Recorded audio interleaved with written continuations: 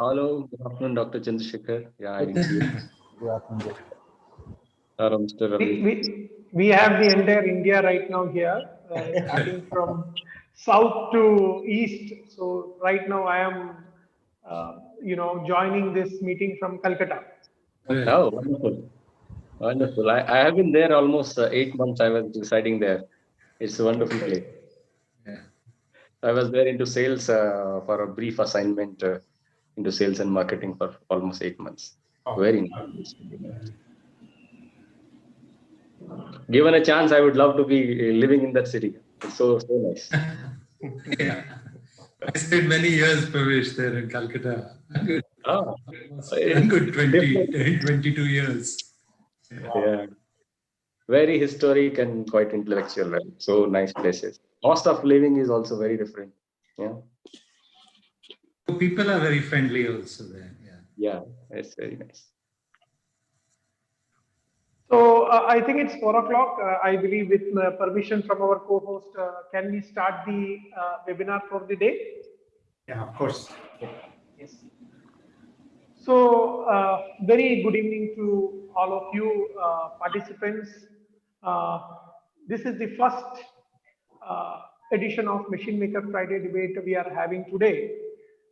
The second season and the first one during 2021. So, I would like to take this opportunity to welcome all of you, the participants, as well as our extreme, distinguished panelists for the day for this Machine Maker Friday debate.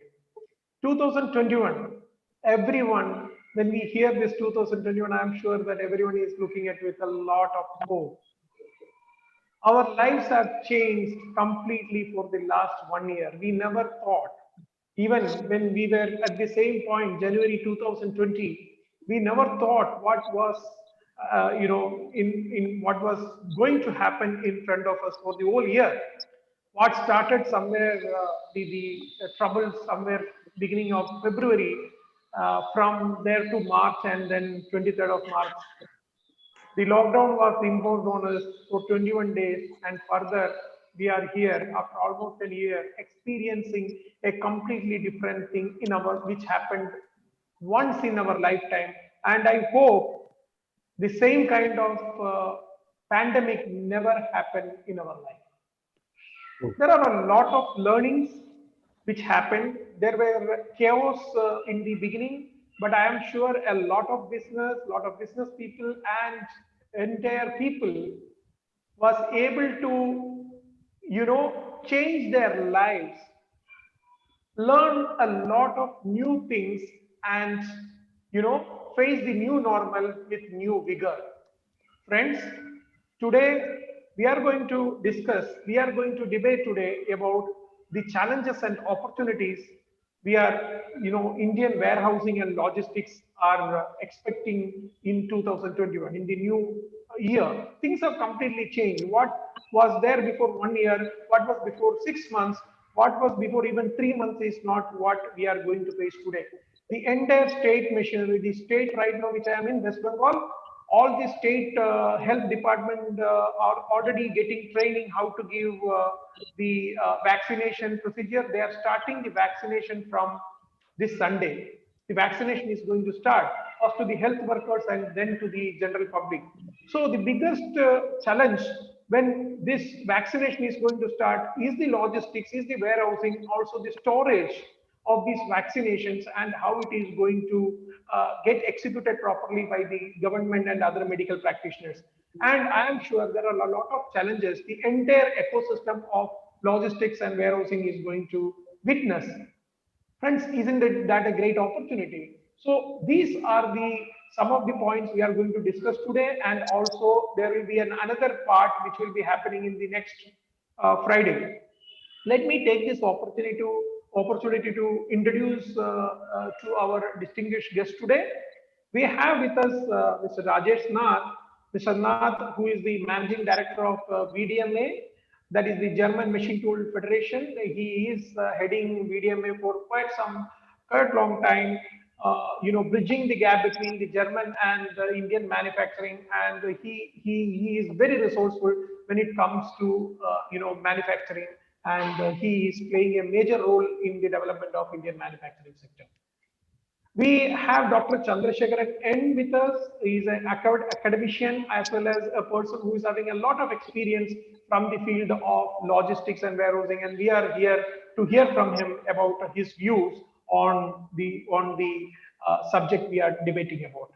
We have young, charming Asim Behra, who is the director and CEO of world's largest ASRS, material handling company, storage solutions company, and he's there, and he is also advocating automation in storage and handling quite a long time.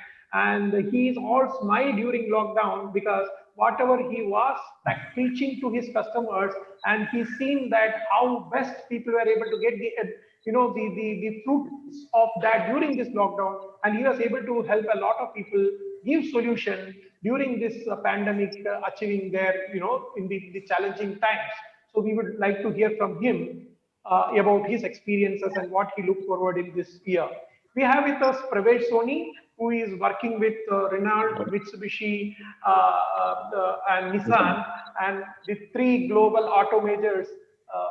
He represents Trimurti here with us, and Trinity. definitely, yeah, the Trinity. So he will be able to tell us from the commercial vehicle side how the logistics sector is going to grow and what is his views on that.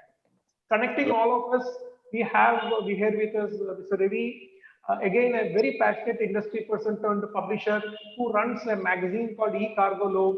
Along with Mr. Partha Sarathi, they have ventured into a new voyage of organizing virtual fairs in India, and it is very happy to let you know that on 26, 27, 28, they are coming out with their first virtual show on the logistics and warehousing, where he will be talking about the need of or what are the need we need, why they are coming out with this particular show.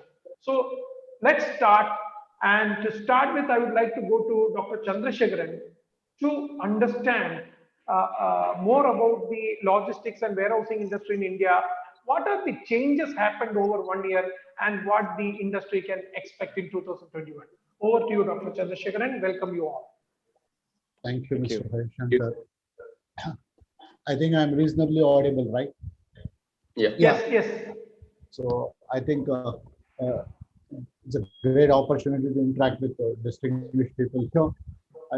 First, I would like to take it through what would be 2021. I would like to look at what were the challenges of 2020, which we have learned, and how we are going to work ahead would be very important. I think the logistics industry, if I can look at it in 2020, especially post-April, April to September, had been a very, very challenging time. Very, very challenging time where things were not operational. We started opening up slowly.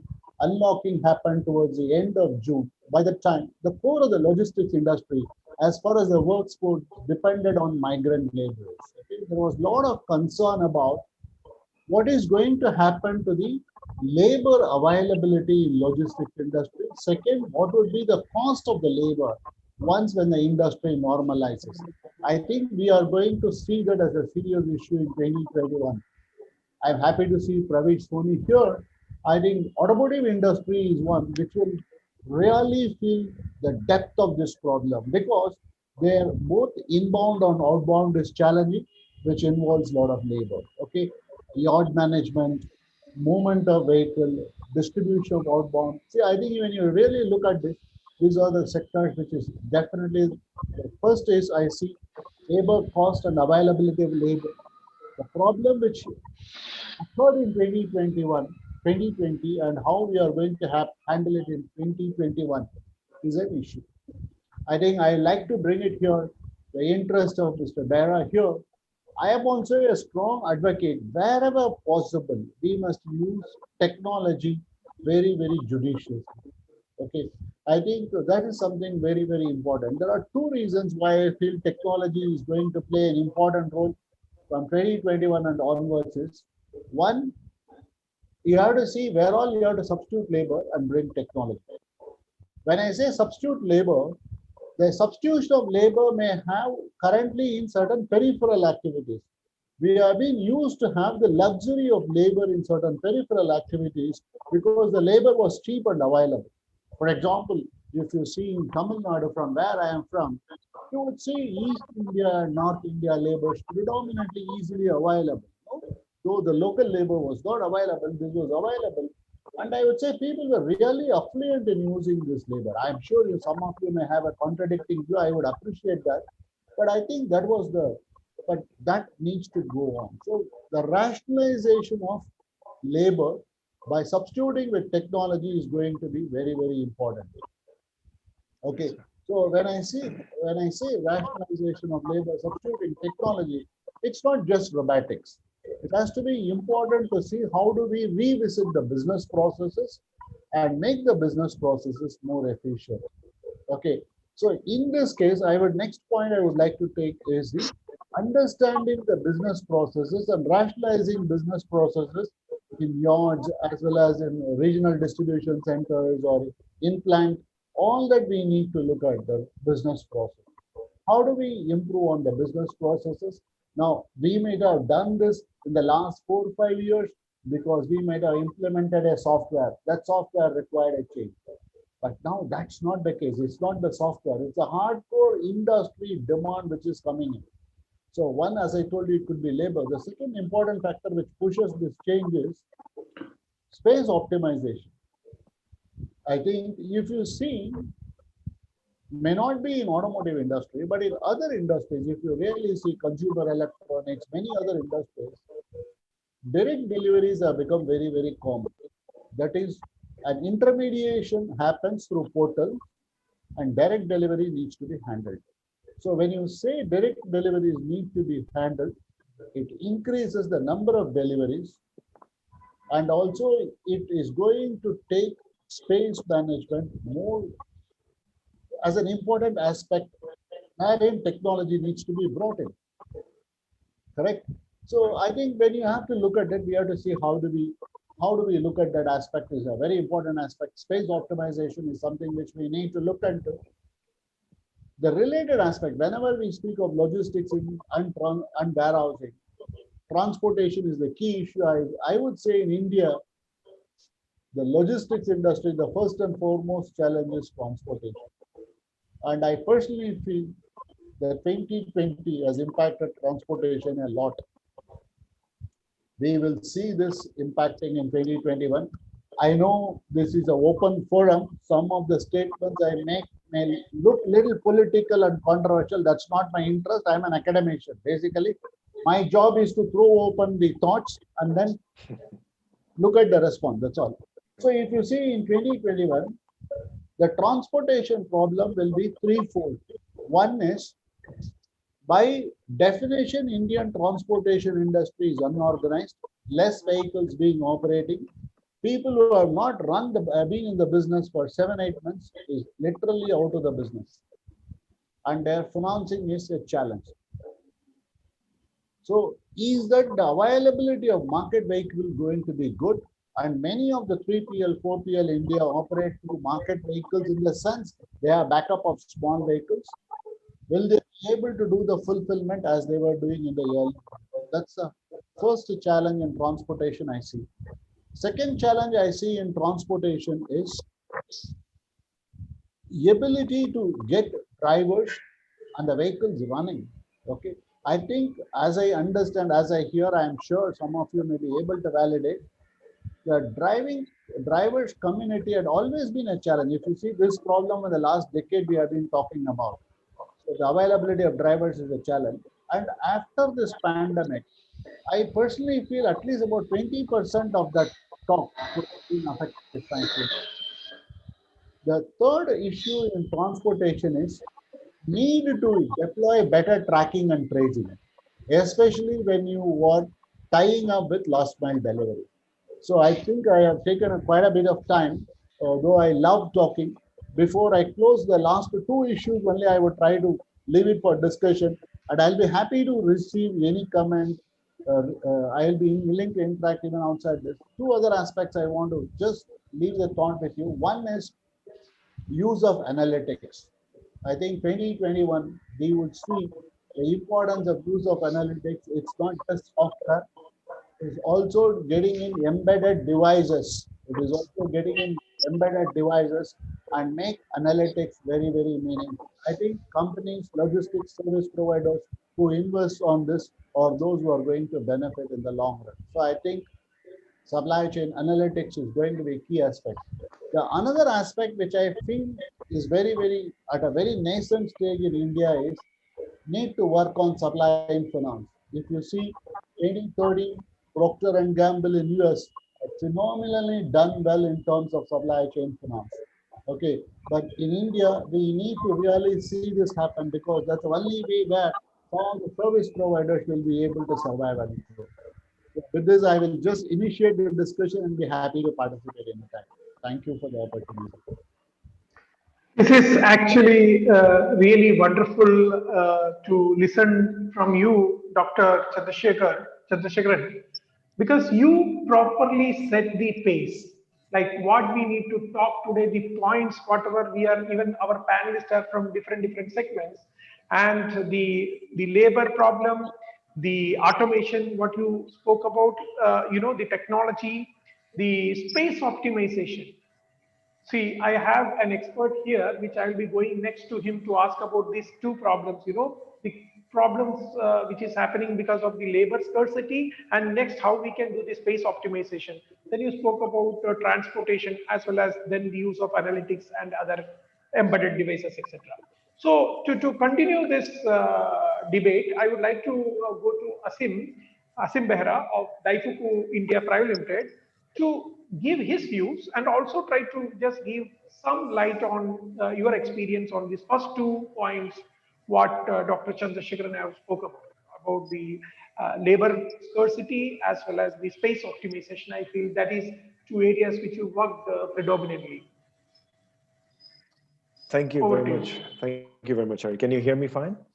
Yes, we Okay, can. and thank you, Dr. Chandrasekharan, for setting the tone because you've kind of, discussed everything from how a good moves from one point to the other. So appreciate that. So 2020 has been a year that obviously none of us ever expected. And I think with that, what has happened is one thing that's important is, everybody have had their own experiences.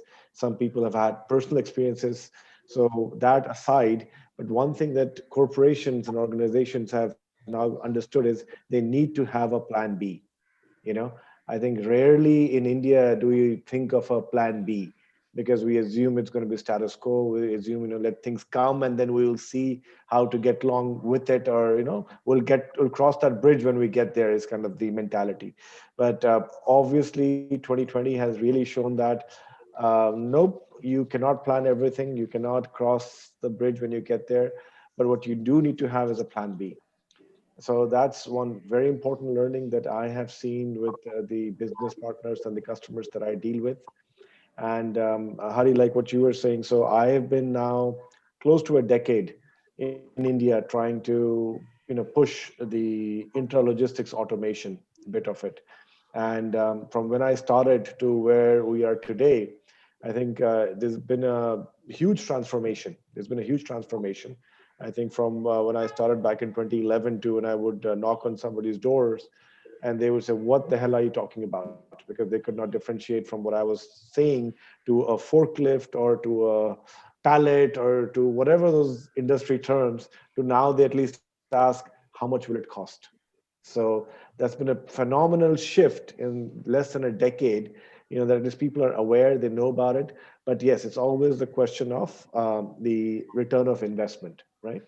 And return of investment comes when you have scarcity of something, which, let's say in our case, both space and people were never that much scarce. They were never really that much of scarce. I mean, yes, depending on certain pockets, they might be, but in general, as Dr. Chandrasekharan was saying, that most of the migrant labor comes from north and east part of India, so they go all over India. Space, people open up factories wherever they get the land cheap or they get some tax benefit or what have you. So space was never an issue. You could get an acre of land at 1 crore or less. So because of all those existing factors, both of them were never the determining factor. And because of which to sell automation became a difficult proposition. However, in 2021, something interesting happened. So a lot of the customers that Daifuku India has are actually pioneers and front runners in this space. So they embraced automation, intralogistics automation way back in 2014, 15, 16, and continue to do so. While they embraced it without having a definitive Excel ROI, meaning they were getting that much benefit, but there were other tangible ROIs, that they looked at. But during 2020, they realized, oh, when I called them, I said, sir, I hope your business is okay, this and that. And they said, Asim bhai, paisa vasool ho gaya aaj pura. That was one statement they said, which just put a smile on my face. And they said, अब जो भी next factory खुलेगा ना, ये लगाना है, ये हमें पूछना नहीं है. पहले हमें सोचना पड़ता था, अब जो भी next factory होगा, पहले आपसे बात करेंगे, and ये लगाना है. Because the stuff that we do, intralogistics automation, is mostly an afterthought as of now. Most places, most people plan the land, the building, this, that, and when they run into trouble, pressing trouble, then they think of how automation can alleviate that problem. But if you plan it, plan that as part of the whole thing from day one, it's a complete different ballgame, and you can get the most bang for the buck when you do that. So yes, 2020, the people who had the best supply chain survived and in fact made more money than they made any time before. They made more money than they have made any time before. Yes, there was a lockdown, buying wasn't happening, people were not selling as much and all of that. But those people who had their supply chain in place, and supply chain is a pretty big term, but I'll just talk about, let's say, the outbound supply chain, the trucking and all of that, and the internal intralogistics automation that we pitch, they really did not have any negative. And whatever negative they had in their books, they made it up within 3 months. And especially if you were in the essential services. And most of the stuff that we do are kind of in the essential services. So what happened is there was a customer who had a factory but didn't have people because all the migrant laborers had gone elsewhere. But because they had automation, the people who were working in the automation area, in the storage and picking area, they could repurpose them into manufacturing. So that kind of enabled them to continue their business even with a slim man force that they were able to count on before. So that was one thing. And second, the lack of space. Regardless of how much cheaply you can get a land or how big a warehouse you can build, but at the end, it becomes a management issue. If you've got a warehouse spread over 5 lakh square feet, it's that much management and discipline that you would have to enforce to each and everybody to get that output. And that becomes a very big challenge. Right now, I think one of the biggest challenges we face as a country is not having but the human resource in the skilled fashion needed to deliver the output that's expected of a corporation. And nobody's bridging that gap. It's difficult. I understand it's difficult. We have all good institutes, this, that, and the other, but it's a very difficult proposition. So that, no matter how big you build, you realize that, it's going to become a management issue. It's going to become an operational issue. So if I can do everything in a condensed format, that'll only get that much easier to manage on a daily basis. Or if it is somewhere in a different part of India where I'm not sitting, where the head office is not, I can manage it better because I have visibility into it. So that mindset has also gone into people now, that they cannot expect that people are going to move out of their cities or metros or whatever, and it would be easily available. So they have to manage with whatever they have. And that also is a part of the space. I may have all the space, but if I can contain it in a viewable zone, I can manage it better. So both of this is going to be the discussion point for 2021. I think a lot of people, so for us, any business from inception to purchase order is at least a 2-year life cycle. So a lot of these inquiries, they become hot, but then they cool down because of the investment. But I'm sure in 2021, a lot of these inquiries, people will revisit, relook and say, okay, we may not be able to spend all this much at this time because it doesn't make sense, but let's talk about it in phases. So at least they will have that dialogue. So I'm pretty sure 2021, a lot of the things that we've been working over for the last 2-3 years is going to get back on the grid. E-commerce is something that we got into in 2020. We were lucky to enter the e-commerce segment. And Mr. Hari, where you are right now is actually a hub for e-commerce going into the future. Everybody in the world, including World Bank, I think is looking at Calcutta as a hub for for e-commerce and warehousing. So a lot of the e-commerce companies are setting up mega warehouses there. Once you set up a mega warehouse, you can throw any amount of people, but it's not going to solve the problem. A lot of intralogistics automation is coming up. And in fact, in West Bengal, in Calcutta close, I think one of India's largest e-commerce fully automated DC is going to be up and running, somewhere in the first quarter, second quarter of 2021. And people are going to see that and say, let's emulate, maybe not to that scale, but some of that. So I think 2021 is going to be a lot of interest from people to have a plan B. And in that plan B, they will obviously factor in the people and the space availability. And even if they have it, they'll say, no, let's have a plan B. This is very, very wonderful to hear so much of good news, because a person who is very closely following these intralogistics and automation, I'm sure that things are going to brighten up for all of us. Right. So from here, I'm going to go to Mr. Nath, Mr. Rajesh Nath, and I know him for quite a long time now. And what I've seen that during this lockdown, I think one industry body who have taken very good use of it and started interacting with people in India as well as the people from Germany and the businesses in Germany in India, trying to build confidence in them and also try to create a lot of digital engagement. So I'm sure that Mr. Nath can add some valid points on our discussion, our debate right now on the current business situation and how 2021 is going to be very optimistic for the logistics and warehousing sector. Over to you, Mr. Nath. Right. Thank you, Hari, and thank you, Hari and Ravi, for having me in the panel today, and welcome to all the co-panelists also. I think Dr. Chandrasekaran and Aseem have covered a lot of points. Let me maybe highlight a couple of points with statistics. Actually, if you look at the total logistic cost in India, we are one of the highest. It is almost about 13 to 17% of the GDP. Whereas if you look at countries like US or Hong Kong, it is just about 6 to 7% of the GDP. So that makes logistic cost in India one of the highest in the world, and that also impacts the cost of our production or manufacturing, because anything you require to move man or material from one point to the other. Then I would also like to briefly come to the warehousing aspect, what Aseem mentioned. Now, the present warehousing capacity, I think more or less, if we look at before the period, is about 70% in India. And Aseem, I think you know this better, but they say ideally it should be around 80 to 85%. And that's what they are looking at when the warehousing capacity can be enhanced to 80 to 85%, or utility can be enhanced. There is a lot of scope of fresh investments coming, because presently the warehousing capacity that is present in the country is more than adequate.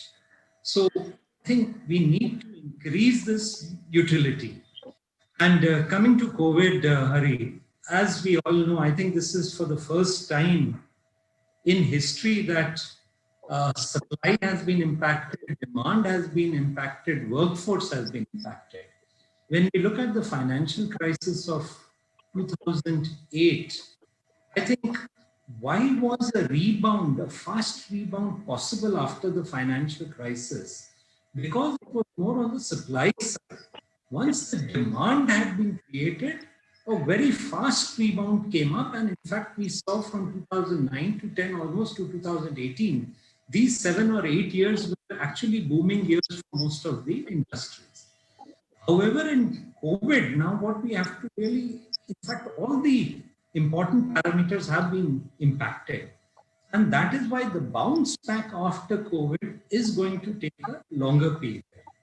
And I think looking again at the warehousing or looking at the logistic factor, which Chandrasekhan very rightly mentioned about labor unavailability, cost of labor being high. I think another aspect is also the safety aspect that has to be taken into consideration. Because of COVID, you need to adopt certain people not coming together, less touch points that have to be there. And I think this is where actually also mentioned by Dr. Chandrasekhan and Asim, where we are talking about we actually need agile supply chains that are flexible, because we are going to see a lot of volatility in demand also, which was perhaps not there earlier. And that is why now slowly you have to look into automation, because what will help through automation, certainly you have sensors, you can capture the data. And I think the biggest advantage that is going to be there, Hari, is that you have a certain basis of predictability. You can predict the demand based on certain statistics available or data available. And that is where I think artificial intelligence will play an important role in this segment. And this is going to be because if we look at a traditional way of operation, when we looked at the supply chain, now you were going on historical basis of what the demand or could be for material or from the customer. You had perhaps checked out the last 3 or 4 years data from the customer available, and on that basis you had made prediction that what would be the demand. But now Dr. Chandrasekhan mentioned about embedded sensors. Now this will be very important, because when the product goes out of the warehouse and comes to the customer, actually you can really anticipate also when the stock at the customer end is depleting. And accordingly, you know that the customer, you don't have to wait on historical data. You can immediately know when the stock is depleting and take corrective and remedial action, in the sense that you procure your raw material and you can already start manufacturing. That's why we are going to see a much more agile or smart, of course, manufacturing, we would term it as smart manufacturing, where you are being more proactive rather than reactive to the situation. And I think here also, again, we've talked about artificial intelligence, then I think IoT will play a very important role here. And of course, remote monitoring. I think this is again going to play an important role. Be it when you're talking about fleet management, if you're going to effectively use the fleet, you need to have a good fleet management system. And through remote monitoring, be it in the warehouse, you know which parts, which stock is depleting, which has to be filled. So through those remote monitoring, without having a physical presence, the data can be captured. And accordingly, action can be taken. And if I were to sum it up, I think we are talking about here automation aimed at 3 particular characteristics: improving efficiency, then offering speed to reduce handling time. And the third important part would be enhancing the employee's productivity. So I think these are all going to play an important role as we go ahead. And especially, I think automation has certainly got a boost due to the circumstances raised by COVID. And I think this is also being spoken by Dr. Chandrasekhan and also Ashim in his address. So I think this would be my take, Hari, that I think this industry, the logistic industry, the warehousing industry, is going to see a dramatic change. And I think e-commerce, now we have seen during the COVID period, I think one of the sectors that have, one of the very few sectors that have really done well is the e-commerce. Because people have started ordering online. People, of course, during the lockdown, you could not go out. So you had to do online shopping. But it has also set a trend by people who were earlier hesitant to do online shopping are now finding it a very convenient method of shopping, within the comfort of their homes without interacting or going out, and you get all the facility. So when we are talking about e-commerce now, the customers' demands are also rising. You want quick delivery, you want free delivery, you want delivery within 2 hours, you want delivery within 6 hours. So for logistic companies, this is going to be a huge challenge. How are you going to cope up with these changing demands or the high expectation from customers? And one important point I would like to highlight also is the returns that are coming. How are you going to handle those returns? Because more online ordering would also increase the returns that the companies are going to get. So again, it is a logistic challenge, a logistic nightmare. How are you going to get the product back in the warehouse of the customer and quickly, and how the companies can utilize the product that comes back, either refurbish that or take remedial action and send it back to the customer. So I think we're going to see very challenging times, but very interesting times also, Hari. I completely agree with you. And when I'm hearing you, all of you, and whenever you are talking about problems, and somewhere I feel it has a great opportunity for a lot of Absolutely. entrepreneurs to come and fill these voids, which is already there. And Dr. Chandrasekharan spoke about the unorganized transport department, transport segment in the logistics industry. Now, you are talking about remote monitoring as well as fleet management system. So these things were in place earlier, but now with the modernization, or with the really the fast demand of fast supply made by these e-commerce sites, is going to create new opportunities for a lot of people to come and work together.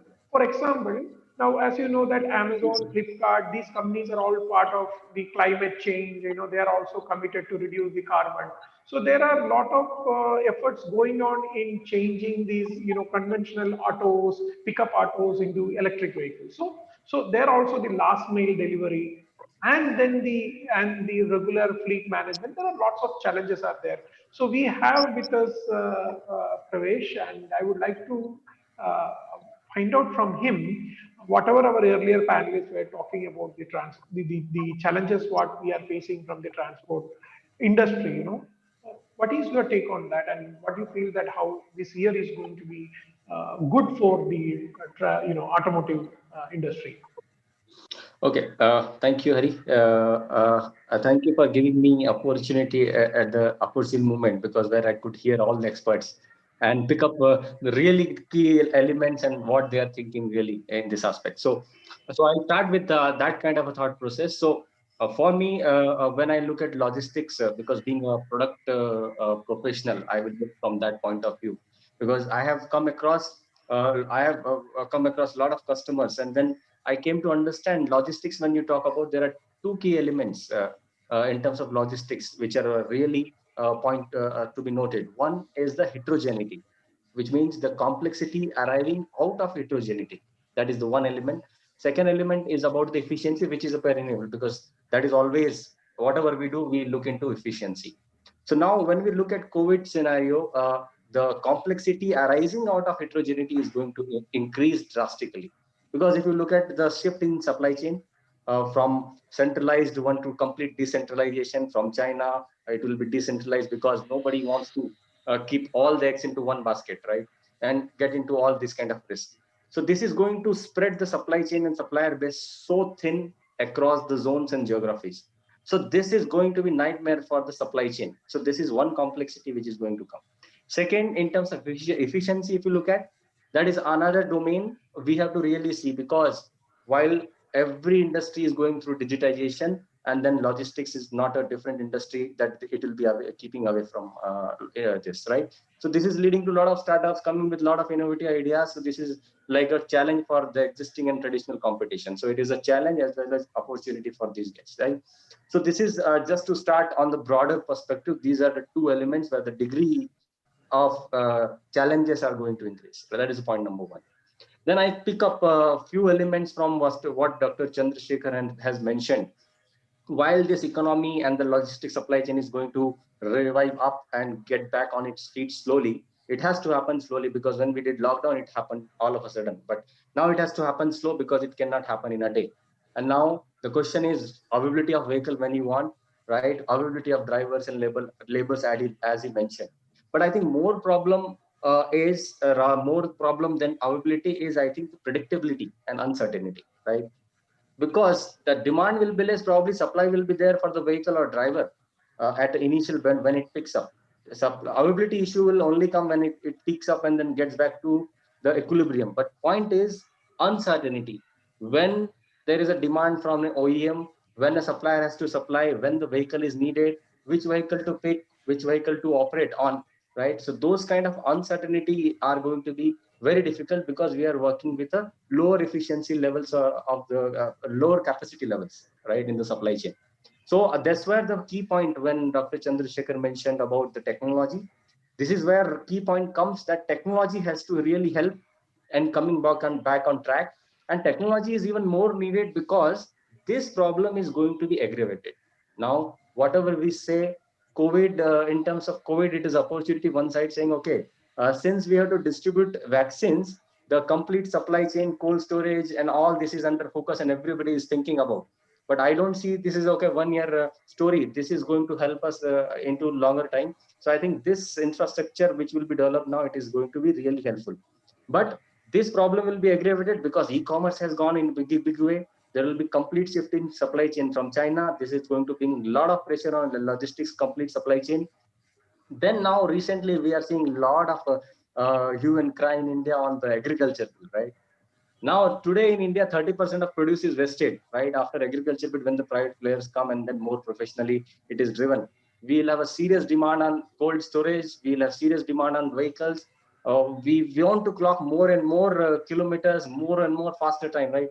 So these are going to really be critical, and heterogeneity and the geographical spread is going to create a lot of pressure. So that's where the real time tracking, real time understanding, real time decision making is very critical, and visibility to all stakeholders is very important. Where thereby there is a need for automation, there is a need for AI, intelligence, mapping, all kinds of buzzwords we can talk about in digital, right? And that's where a lot of startups are coming up. So this is one element, is what I would say very critical, right? Then coming to in my career, while I was doing a lot of market research and the study, and I interacted with a lot of logistics players and suppliers, the three to four key elements for their business. First is, of course, for customer. Before I talk about the customers, I want the product at the highest speed, at highest reliability levels, and best quality, right? So what it means for the logistics provider is, for him it is a turnaround time, right? How fast he can get things in the most reliable manner. That is one key business success factor for him. Second element is sweating of assets, right? Since logistic business is a very thin margin business, or even if margins are high, there are a lot of big investment involved into this upfront, right? And not everybody can run. And most of the logistic players, there are very few big logistic players. About 90% players are only one or two truck holders, right? And they work very manual methods and very local operations. So second point is, whatever resources they are, whether it is a truck or whether it is a driver, they want to utilize it into the full extent, right? That's what I call sweating of assets, because otherwise they can't really play with the cost arbitrage, and they will be really struggling to sustain. Another element is farm flexibility. They carry all kinds of loads, variety of loads. They want some kind of a vehicle or some kind of means, either road or rail, or where they can really transport with a lot of flexibility. And needless to say about the policy and the skills and all that. So I'll not dwell into that, because that is a different area. So my point is, there are a lot of good logistics business cases in industry. Maybe, I don't know if you have heard of Rivigo. They have really looked at how can they sweat the asset, which means complete 100% utilization of trucks, complete utilization of drivers, and improving their life of drivers, right? They have looked at a relay as a service model from long distance, where their truck is complete, it is never idle. And then they give a complete rest to driver, and they can change driver from one stage to other, like a relay race. So those are quite innovative things. And of course, they have used a lot of digitization and automation. So this is going to really help them in terms of turnaround time, bring in more efficiencies into system, recover investment which are done upfront. So I think this is what is very important, that when this is going to create a lot of pressure on the already available infrastructure, there is a need that this technology, what we are talking about digital, this has to bring extraordinary value into the processes and the systems, right? Even the cash flow into the systems, in the logistics, a lot of transactions are with a lot of delays. So I don't know how these guys are going to sustain in a very unorganized manner. So these are a few of the challenges I feel. Of course, there are opportunity. If I talk about Asim's point, when he mentioned about they are looking at warehouses with the shortest compact capacities, and then multi-level warehouses, so that it can be done in a very compact way. And of course, he was mentioning about some of the automation elements, where he mentioned that this COVID crisis has helped them uh, prove the ROI on some of the automation elements. But let me tell you, Asim, I think this is COVID is not, on a lighter note, COVID is not always going to help you to bring about ROI and then make a customer happy. But I think with automation and this robotics, I think you will bring more value by repeatability improvement and the quality improvement, right? Traceability. These are aspects I think customer will appreciate in longer term. Of course, COVID has given a jump, but I think you have to sustain that. So that is my point on that note. This is one. Then looking at logistic front, of course, I spoke about what vehicle and what driver, but then it's about the mode where it is transmitted. So today, if you industry, if we look at in India, because Mr. Rajesh Nath mentioned that, okay, our logistic costs are very higher. So there are multiple reasons. If you look at very developed countries like India, like Germany, or maybe European countries or US, per day kilometer coverage in those countries are around 800 to 1000 kilometers in a day truck will travel. But if you talk about India, it's just 300 kilometers, right? Now, what causes this? Of course, the simplest answer anybody will give is a road infrastructure. Of course, it is yes, that is road infrastructure. But why we talk in terms of only kilometers? So, real you need to measure this productivity on this logistics will be BTKM, what we call it, metric ton kilometer, right? How much load we transfer over how much kilometer in a given time, right? And that is what is very high in those countries, because there is an infrastructure. There are in Germany, I think Mr. Rajesh will relate, autobahns, right? Those are really high speed operations, right? In those kind of autobahns, really ABC train trucks can run, which are much longer than some 24 meters, right? One after other trailer, it is like a train which can go from one distance to other at an uninterrupted speed, and it is enormous, right? That is one.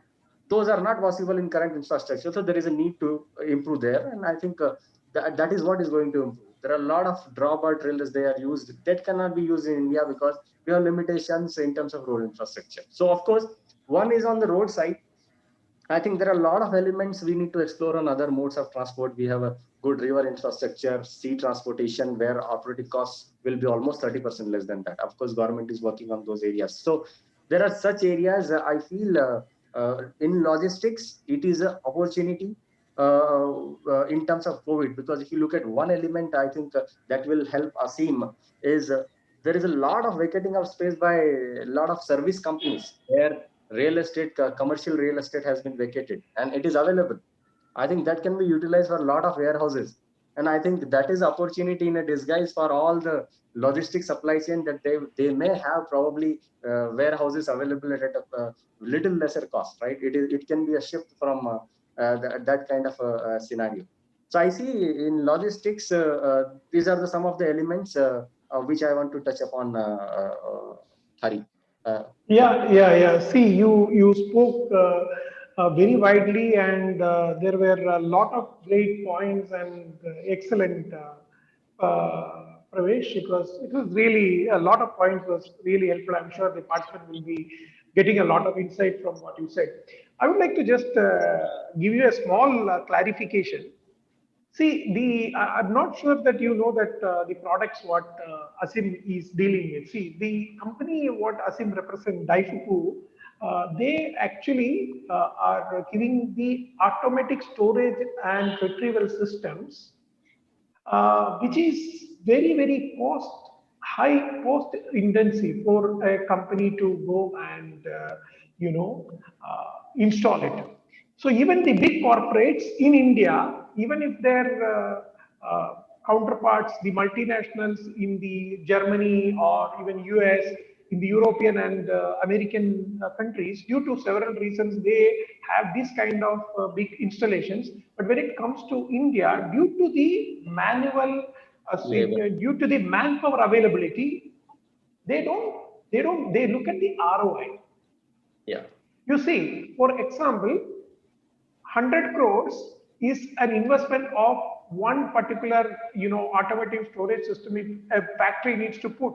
Say it is a tobacco manufacturing company or a atta manufacturing company, 100 crore, they don't have to put it that way. They can make it with semi-automation and all those things, right? Yes. So, uh, so what the pain? I know Asim for more than 7-8 years. So we used to talk about this many times. We used to talk about this. You see that why people are not going for automation, because he comes from US. He was working in US in a multinational company, and from there he had a passion to come and change India. So he is coming with the same technology, and he was going and talking.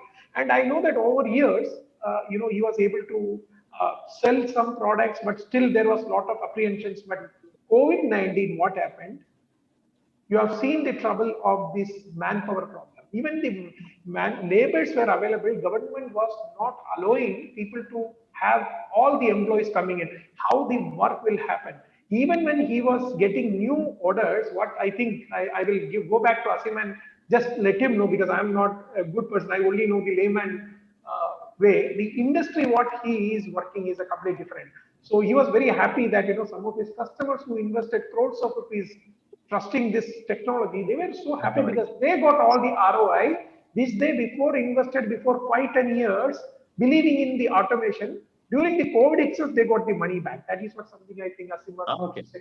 Asim, back to you, because Yeah, no, thanks, Hari. So, yes, I mean, you put it very rightly. So, obviously, when you sell this stuff in a developed country, it makes an easy ROI because somebody there is making $40,000 a year. The average, let's say, warehouse worker is making $30,000 a year.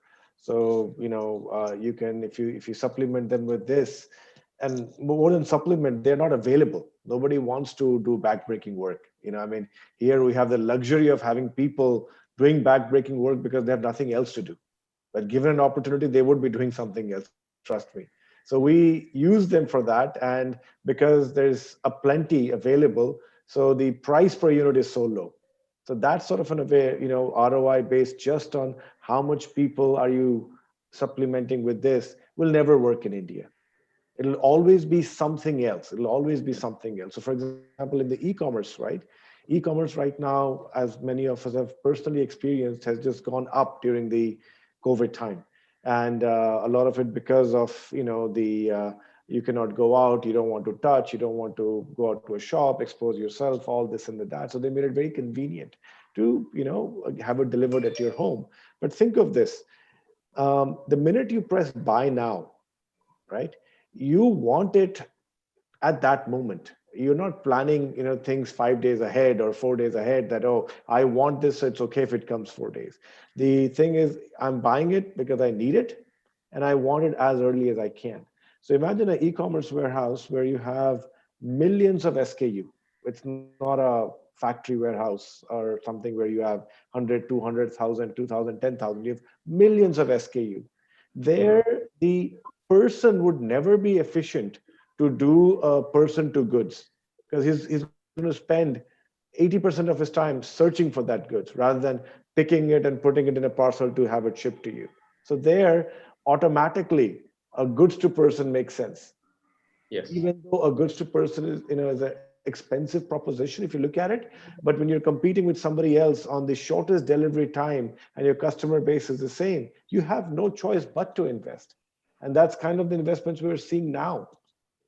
Both the e-commerce companies in India are both American backed or American companies. They see India as this big last retail frontier that they want to have a good market share. So they're investing a lot of technology regardless of an ROI, simply because you cannot have a person to goods for millions of SKUs, right? That's one part of it. The other part of it, like what Hari was trying to say also is, Yes, I mean, what we do, it sells in Europe very well because in Europe you've got strict labor laws of how much can you lift in an hour or a day. So you need things to supplement those, those labor laws and still make work happen, right? In Japan, it's an aging population, so you won't have people lifting up 20, 30 kilos of packets that you do in a normal pallet because it's back breaking. So you have some sort of a thing. Our availability of people who can endure this backbreaking work at very low cost, which we took for granted, is the reason where we are. And that, what I'm trying to say is 2020 will change that. It's not going to be that because people who've gone back home, yes, when things open up, they will come back. But many will think, ye theek hai. If I can farm, get something, ration to aa hi raha hai, ye bhi theek hai. Ye bhi theek hai. And the minute people start thinking more into that, or they start saying, okay, we are locked down for 6 months in our village, if we have nothing to do, and they become entrepreneurs, which they should, for sustainability. They'll say, "Kyun jaake wahan Bombay mein kaam karna hai?" So all of that will force or be a catalyst as people go into 2021. Yeah. This So is, yeah, sorry. this is something which I feel another opportunity what India is going to see, the rural entrepreneurship what Asim is talking about. Indian government also I think is going to invest very largely on this rural development and empowerment of skills and entrepreneurs in the rural area. So friends, actually, Pravesh, I can give you a bit time, like 1 or 2 minutes. Then I would like to go to our co-host of the day, Ravi from eCargo Log, to have his views, and then we have another 8 minutes to close. Yeah. So quickly to you, Pravesh. Okay, so I'll not take more than 45 seconds probably. But like taking the clue from Asim, for sure, yes, I fully agree with what he's saying. This is definitely a green light or a ray of hope with the COVID that, okay, there is acceptability because people can look at it as at least business continuity, right? When such scenarios are there, at least you will recover and it will start making sense. That is one part. But of course, as we grow faster, as the shift from China happens, supply chain base happens, India grows. I think when the scale goes up, I think these are the way because at a larger scale, managing so much manpower at a bigger scale, bigger warehouses, it is going to be people challenge, right? So that's where automation will come with a quality, repeatability, and a quality improvement. So this is what I think fully agree with Asim on that front. Yeah. Thank you. See, it was. I would like to now go back to Ravi and would like to have his views and a roundup of what we have done and what we can expect from the Indian warehousing show he and Mr. Parthasarathi is going to organize during the end of the month. Over to you, Mr. Ravi. Yeah, thank you, Hari. I just take a few minutes only. Well, the pandemic outbreak really flipped the growth switch in every area of the economy. And the global supply chain is not an exception. Okay, thanks to logistics, that's the only industry did very well during this period and connecting supply chain, e-commerce, retail, pharma, everything. And of course, much has been said here, and I do not have further say on that. And I would like to hear more from these solvers like Dr. Chandrasekhar, Ms. Rajesh Nath, and others, during our program. I am organizing 6 programs in this 2021, starting from warehousing, where we can address the problems, and of course, solutions are there to give. Okay, starting from automation to various things, they are all there. So that will be organizing in the month of January 26th. More details will be sent to you, followed by automotive, then artificial intelligence, energy, air cargo, so on and so forth. And wish everyone, and then give your valuable advices for the betterment of the fraternity. So thank you very much. We have 2 questions already with us. I would like to see any of our panel members take this. When it comes to, it is Mr. Reddy, we have asked this. When it comes to the question of food grain, there seems to be a huge scope of improvisation and need for automation. This is something also what Parvesh told about the agricultural change, what is going to happen. So if anyone can answer this question. I'll take it up. I think certainly the wastage in India we have, it's really high. And the main reason is, I think, one is our cold chain logistics. There India lacks a lot of, we have the scope for improvement. And then warehousing also, the storage facilities, the hygiene factor, like most of the government warehouses, what we have seen, you find rats tearing the sacks there, rats everywhere, spoiling the food grain. But I think another aspect, Mr. Ravi, why the food losses are so high in India has also to do with our culture. Actually, we as a nation or the people are more used to eating fresh, consuming fresh. The processing of food in India is hardly 5%. So that is why, whereas if you look at European countries, it is as high as 45% in certain countries, 45 to 50%. So I think it's a mix of deficit of infrastructure and to a certain extent our food habits, what we have grown. But I think the change will come because lifestyle is changing now. You have both the partners who are working and earning. So the time to cook is reduced. We are looking more at convenience food. We are looking the possibility also of quick meals. So I think with the lifestyle, and also I think another aspect is the consciousness for health products. And combination of all these factors, I think, especially the infrastructure requirement, improvement in the logistics, supply chain, cold chain management in India, and the food habits. I think these are the prime reason why we have a high wastage and the processing of food is very limited in India. I can supplement now, Mr. Rajesh Nath, just for a minute. In fact, we are lacking cold storage, in particular, warehousing facilities. Yes. I'm very much concerned about it now that vaccine movement is very big. In fact, luckily we are the Spicer is a partner for us for the program, and they are transporting the vaccine. And so also Snowman and Alcargo, they are on the way. I mean, expected to join us. So it's really concerned how we are going to manage, without cold storage, these kind of things. I mean, if someone could advise on that, I'll be very happy about it.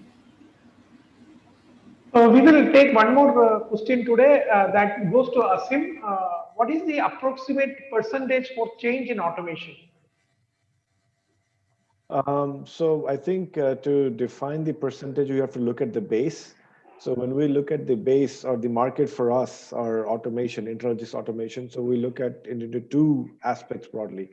One is warehouses next to a factory, which is, let's say, warehouse factory automation, and then a general warehouse, a standalone warehouse, like a 3PL warehouse or a e-commerce or something of that sort.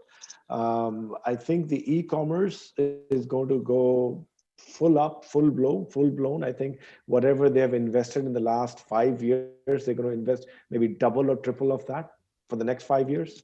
Then when you talk about the 3PLs, I think the problem with 3PL in India is people give a very small contract. The customers only give a 2 or 3 year contract. I think the contract length becomes up to like a 10-year contract. Then the comfort zone of investing into a more efficient system might get there.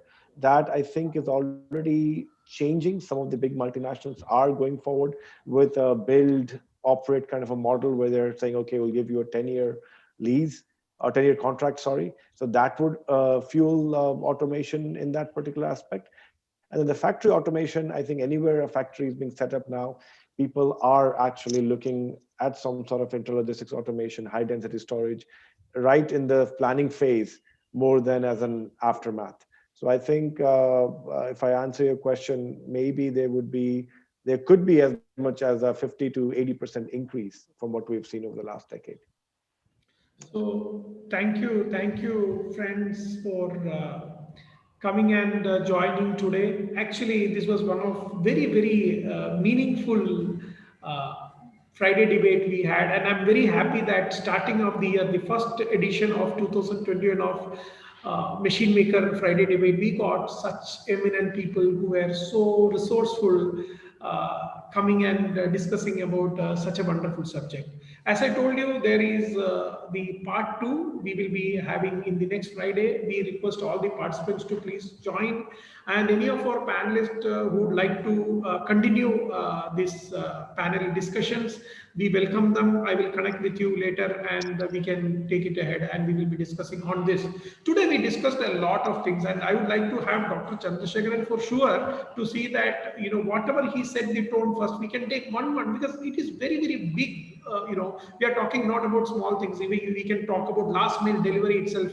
We can debate it for an hour. We can talk about fleet management. We can talk about the embedded machines, embedded devices, what we are talking about. So much. Intralogistic automation itself can go for days and days of discussion. Why? Because there are huge gap. There is a huge gap in the industry. There is no proper information. There is no trust for people to go and invest in any product. People are not looking at long-term goals. People are just looking at jugaad. I have one of the Indian industrialist who is running a factory in China. Now he is going and coming and investing in India. As per Prime Minister Modi, he met him and he invited and he's coming. He was so happy and he's coming and investing and putting his factory now next. Because of COVID, it is 6-7 months late. He told one thing to me while we were talking. In India, people do jugaad. In China, also people do jugaad. But in China, when people do jugaad, they do for the community.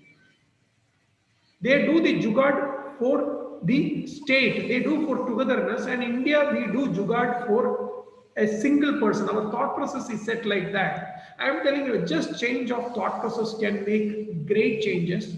A lot of things our panelists have told, everything is so relevant, and we would like to continue doing that. Thank you very much, panelists, for joining with us, taking your time and spending and giving us a lot of great inputs. And thanks all participants for your patience and joining with us. Till we meet next time, thank you very much. Thank you. Have a good week. Take care. Thank you, Hari, for moderating it so well also. Thank you. That's perfect. Thank you, Ravi. Thank you. Thank you.